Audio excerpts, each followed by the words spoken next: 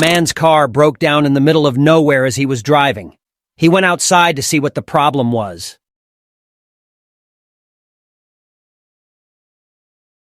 As he was sitting there, another man saw him and told him that he can stay in the monastery, which is pretty near from here, until he repair his car. The man, all happy and grateful that he doesn't have to stay outside in the middle of nowhere, runs to that monastery. He went to one of the monks and told him everything that happened and asked him if he could stay that night. The monk graciously invited him to spend the night, fed him, and even repaired his car.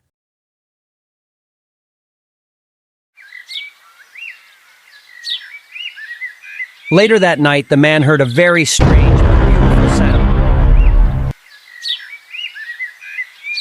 The morning he asked the monk what that sound was, but the monk told him, "Sorry, I can't tell you. You are not a monk." Disappointed, the man left and went on his way. 1 year after that, the same man broke down on the same road, in the middle of nowhere. This time he knew about the monastery, so he went to ask the monks if he could stay the night because his car broke down again.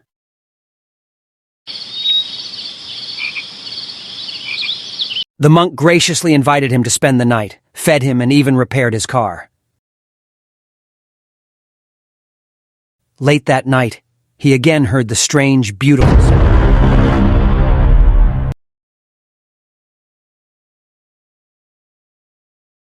The following morning, he begged the monks to explain the sound, but the monks gave him the same answer as before. "We're sorry, we can't tell you about the sound. You're not a monk." By now, the man's curiosity had turned to obsession. He decided to give up everything to become a monk, for that was the only way he could learn about the sound. So he asked the monk, Okay, tell me what I need to do to become a monk then." The monk told him, "You must to travel the earth and tell us how many blades of grass are there and the exact number of sand pebbles. When you find these numbers, you will become a monk." The man sets about his task. 45 years later, he comes back to the monastery and says, "I have traveled the earth and have found what you asked for. There are 837, 973, 937, 837, 069 trillions blades of grass, and 987, 783, 736, 234, 269 trillion pebbles of sand." The monk looks at him and says, "Congratulations! You've become a monk! We shall now show you the way to the sound."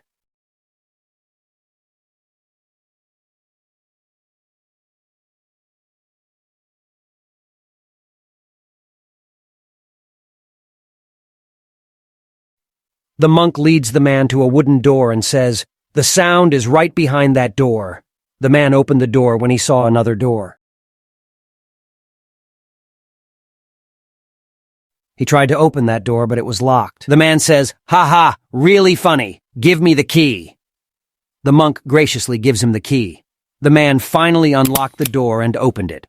Behind that door, he is amazed when he saw the source of that strange and beautiful sound. "But I can't tell you because you are not a monk.